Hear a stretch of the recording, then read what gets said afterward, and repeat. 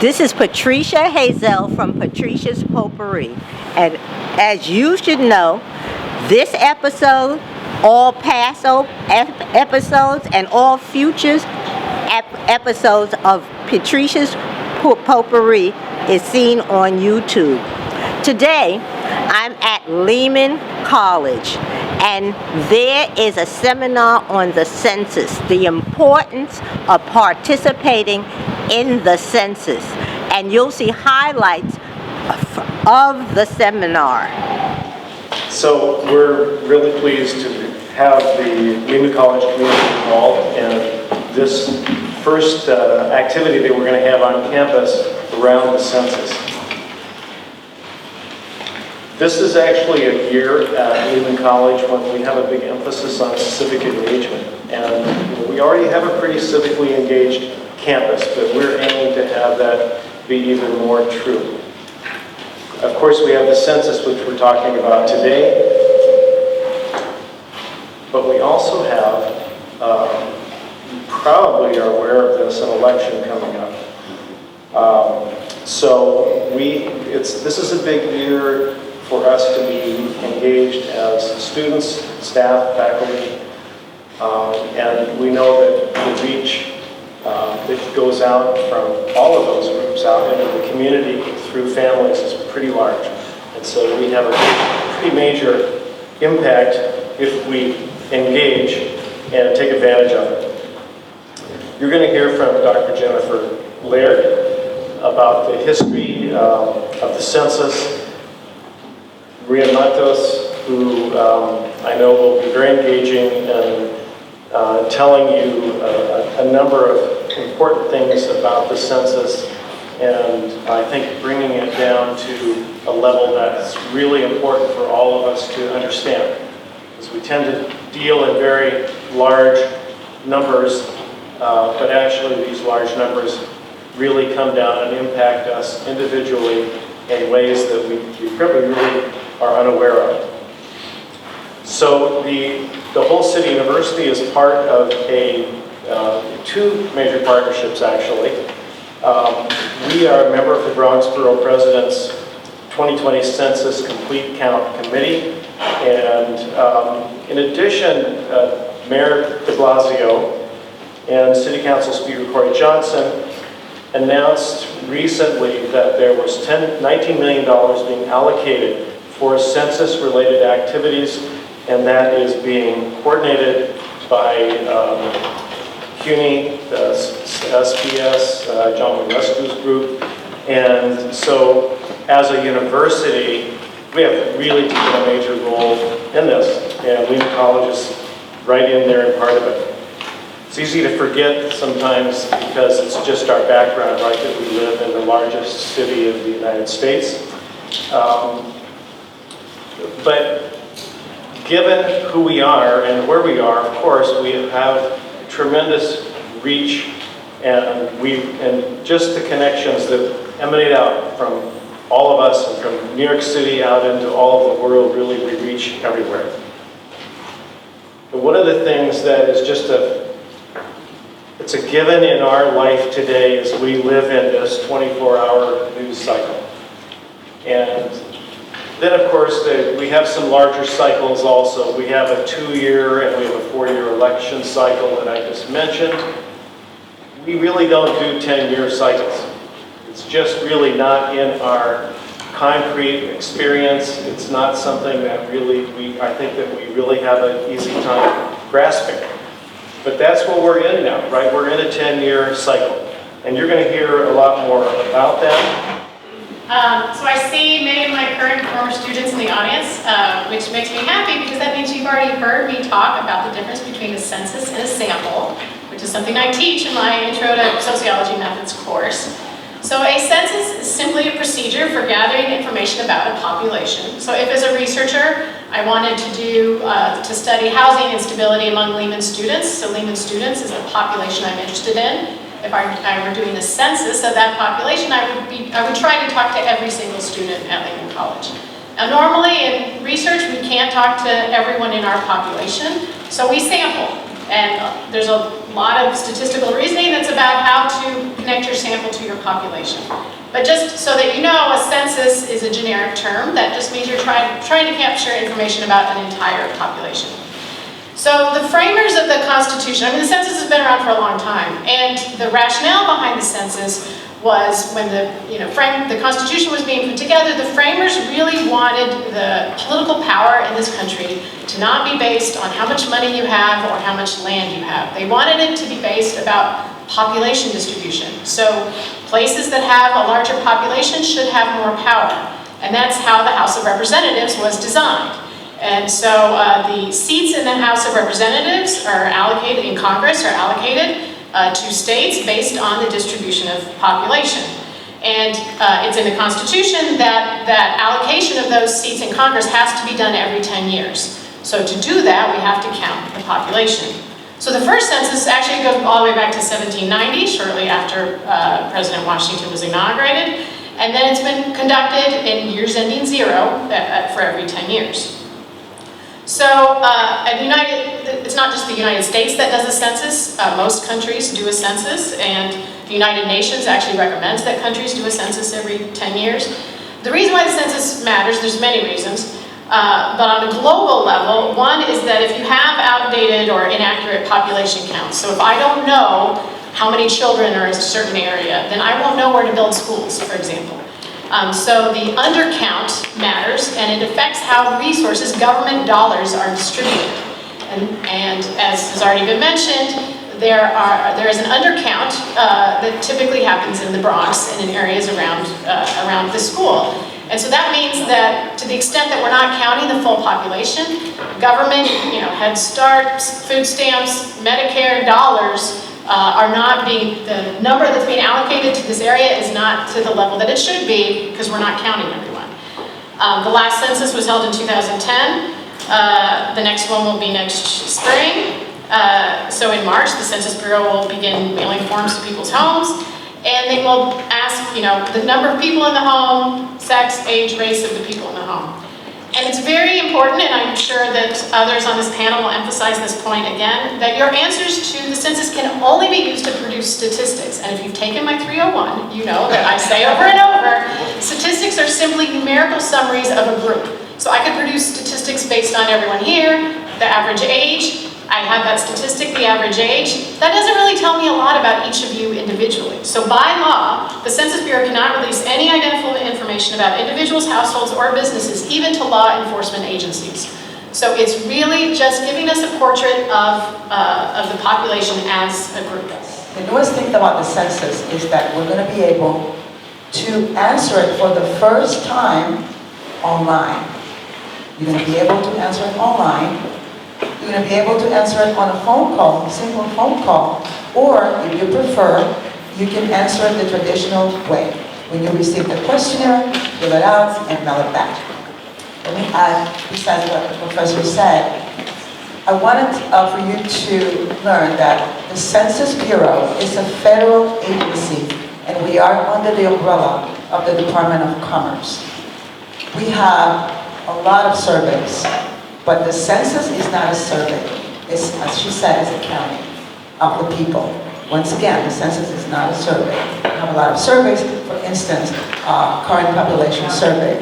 We count for statistical purposes only how many people are employed, how many people don't have a job. We also help and collaborate with a lot of countries. We go there and we help them conduct censuses. That helps a lot in third world countries where they need to build pipes, for the water, to bring water to a lot of people in rural areas. So, moving forward, the second question was about the citizenship question. The citizenship question is no longer an issue. We're not going to ask that question. It's not relevant to this 2020 census. But we would like to focus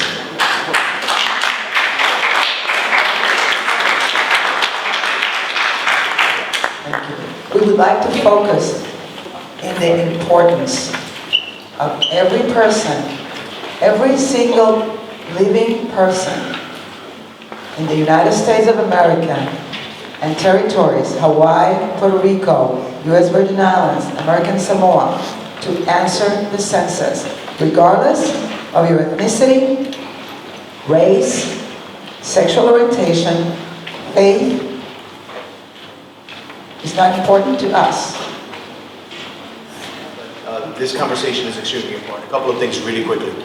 A few years back, I introduced legislation in Albany to create the 2020 Count Commission, the statewide Count Commission, and we've been asking for state funding early on to get local community-based organizations doing the networking and the outreach in neighborhoods. And the credibility that Maria was talking about with hiring locally is also important in terms of who's presenting this information. There is distrust of government.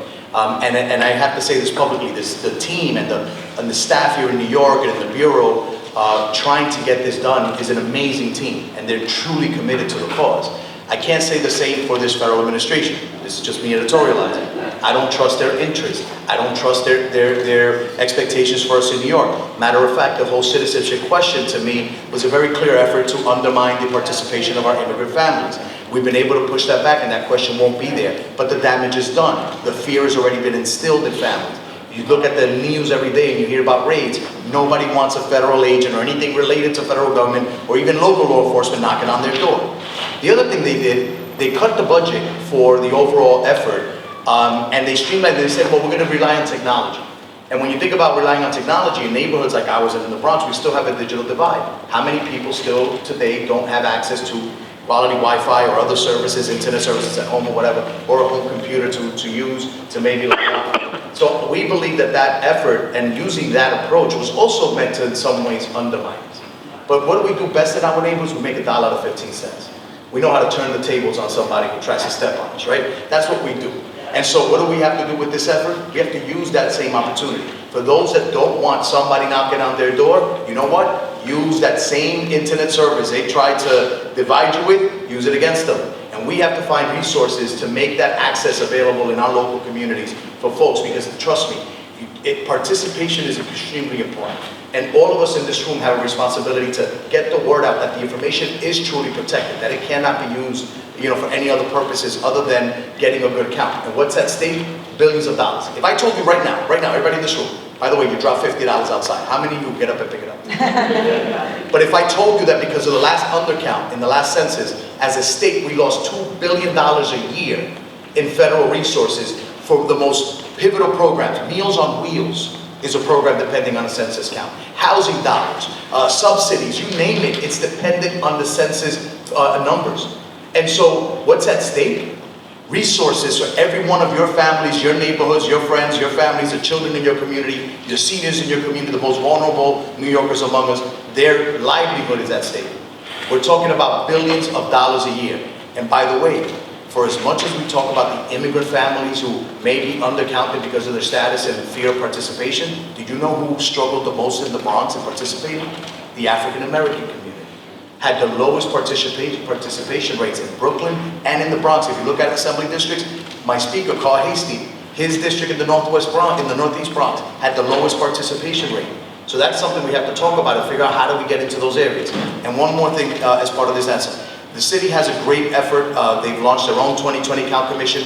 Local communities have done so. The Bronx Borough President has a task force of 2020 Bronx Count Commission as well. If anybody's interested, you can call the Borough President's office, ask to speak to Tracy McDermott, and get involved. I encourage everyone to look at the job opportunities. But also, if you just want to work in your local neighborhood, go to this website, 2020, it's Census Hard to Count Maps 2020.us. Census Hard to Count Maps 2020.us. You could go on that website, it's really interactive, it's easy to use, and you can map out your local community based on whatever district lines you want and see by ED, by electoral district, by 3 square blocks, what the count was, what the participation was in the last census. It'll give you a framework to know where in your neighborhood the outreach is needed most. So there's a lot that we can do, and it doesn't matter what title you have, I don't care what you do in life, I don't care what your aspirations are. A lot is at stake for each and every one of us, and each and every one of us can play a role in getting the word out that participation is crucial. Politically, it also is going to mean representation. Our districts are determined, the population of our district is determined by the census. We are slated to lose at least 1 congressional seat in the state of New York. That we lose political power, we lose political presence in Washington, that hurts us. And where those lines are drawn can also mean less districts represented by people of color, represented by those of us who need the resources the most. So there's if you ask me what's at stake, I would say more than we can fathom and more than we're going to realize, because it's not like the pain comes in one hit. It's spread out over the next 10 years. So we got to get it right. I just want to add a few points to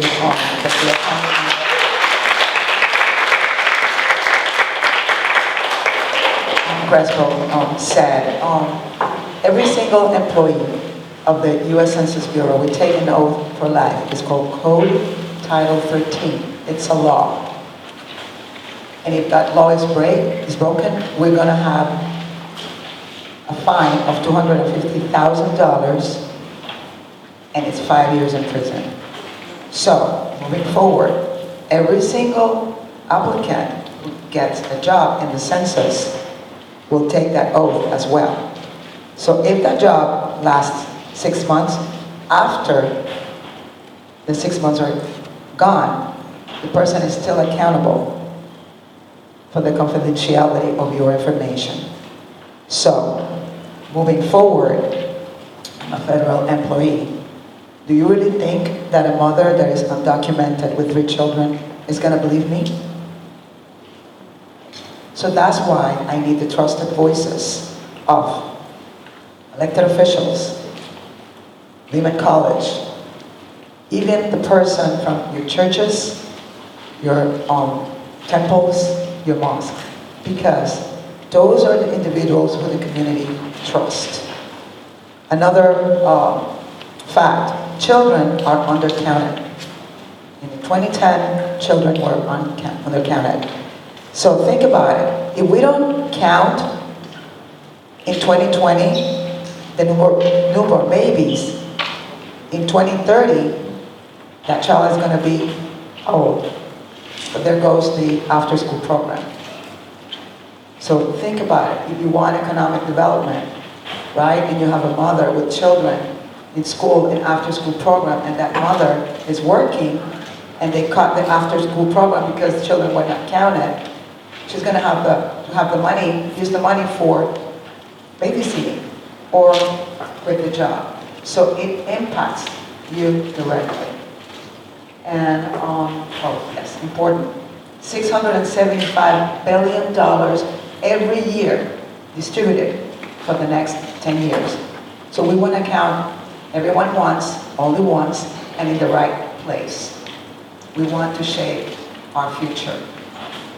In the city of Boston, every person who did not answer the census lost $2,500 in services. Thank you, Assemblyman Crespo and Ms. Matos, for those answers. It was very useful. And did they provide some enlightenment on this question? Yeah. You guys?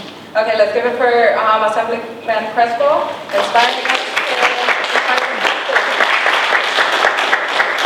Okay, Mr. Higuera Lopez, you're the Deputy Director of the Mexican Studies Institute here at Lehman. What groups historically are typically undercounted in the census, and what is the best way to encourage their participation on the census? Thank you. And thank you for the invitation. And I think that you've been hearing this word, right? Groups that have been undercounted. And Maria already mentioned children under the age of 5.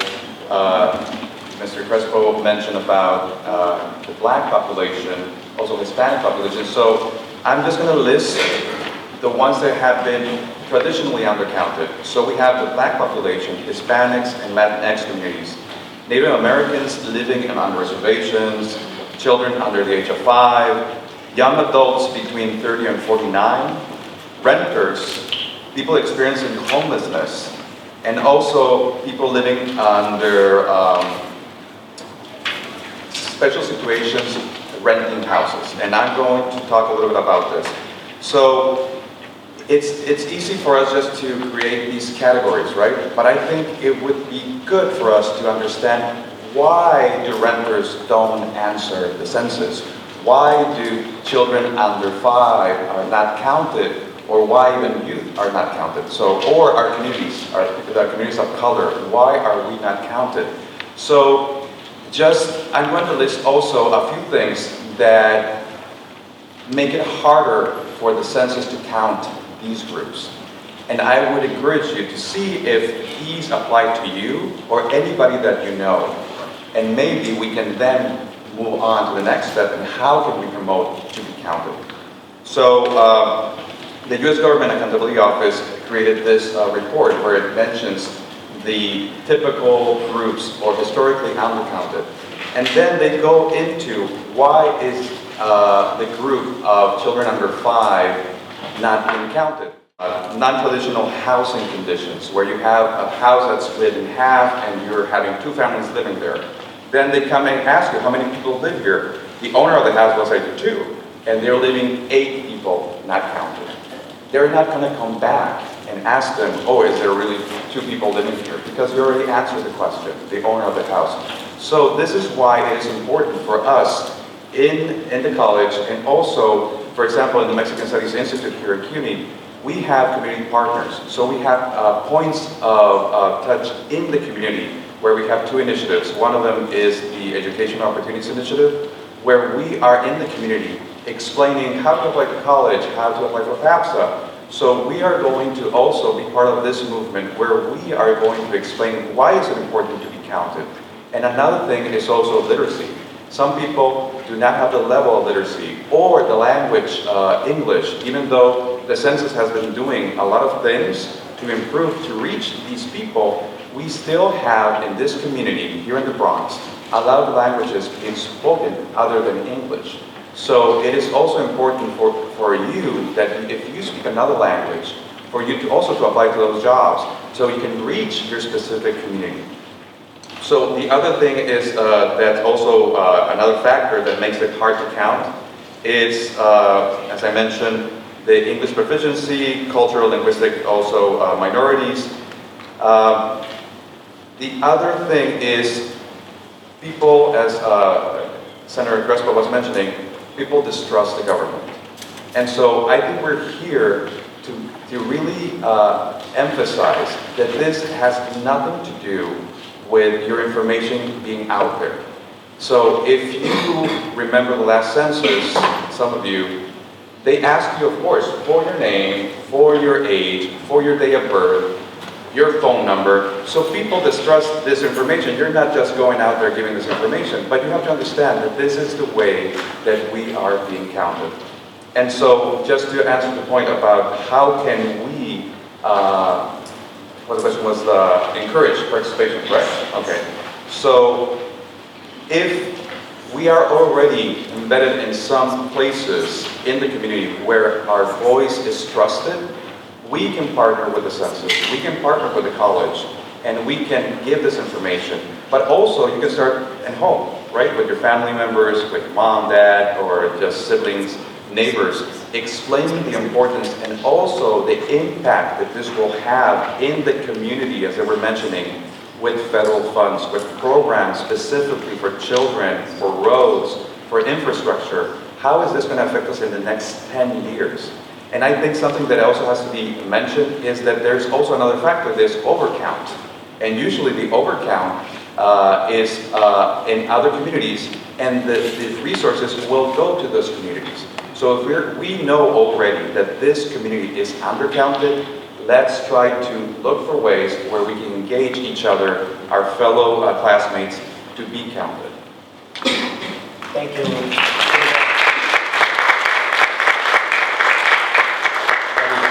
Let me mention one more thing, I'm sorry.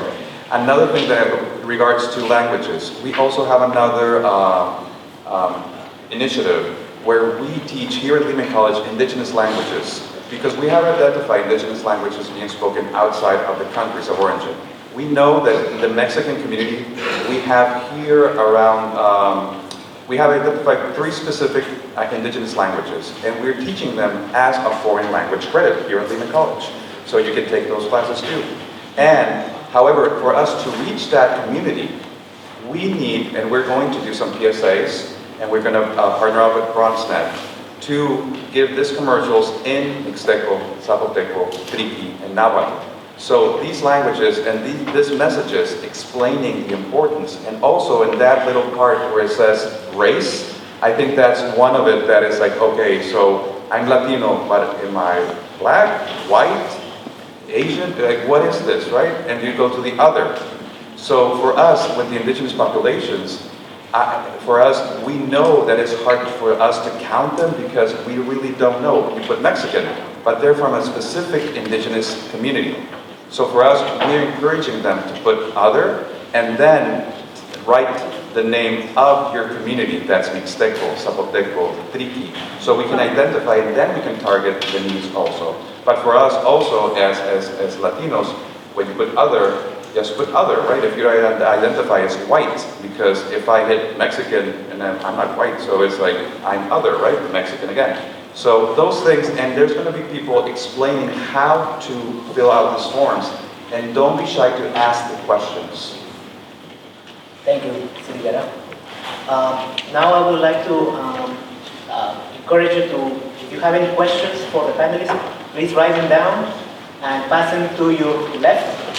Somebody's going to be collecting the questions on the left side, my right of the stage. Okay?